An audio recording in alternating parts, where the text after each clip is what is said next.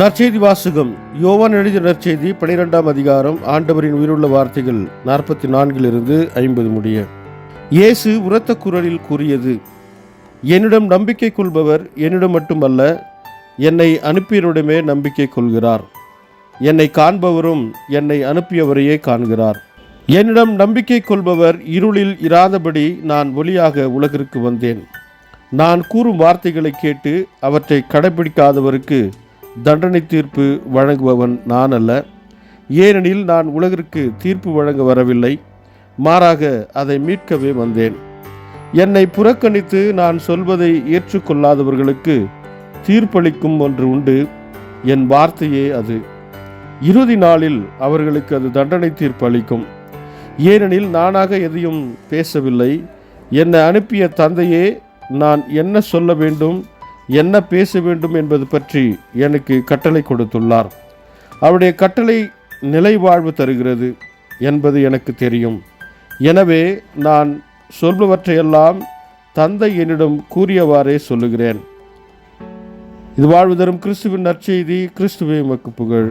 ಯೋಹಾನ ಅಧ್ಯಾಯ 12 ವಚನ 44-50.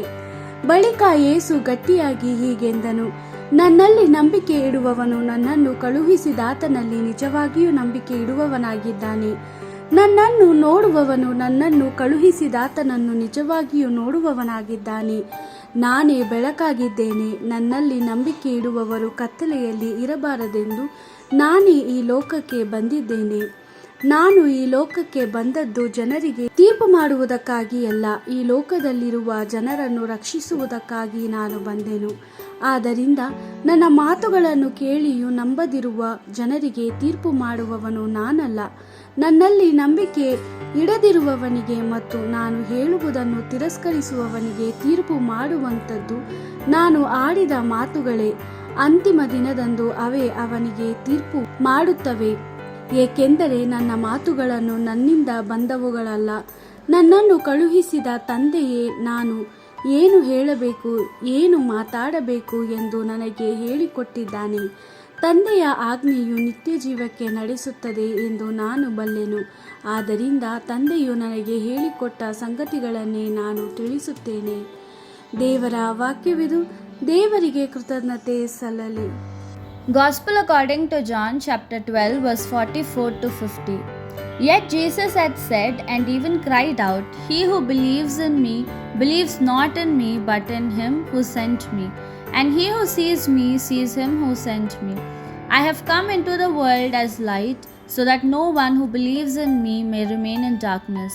If anyone hears my words and does not keep them, I am not the one to condemn him, for I have come not to condemn the world, but to save the world.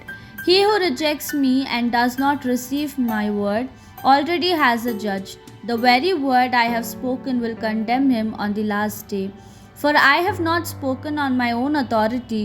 The Father who sent me has himself instructed me about what to say and how to speak. I know that his commandment is eternal life, and I give my message as the Father has instructed me. The Gospel of the Lord. Praise to you, Lord Jesus Christ.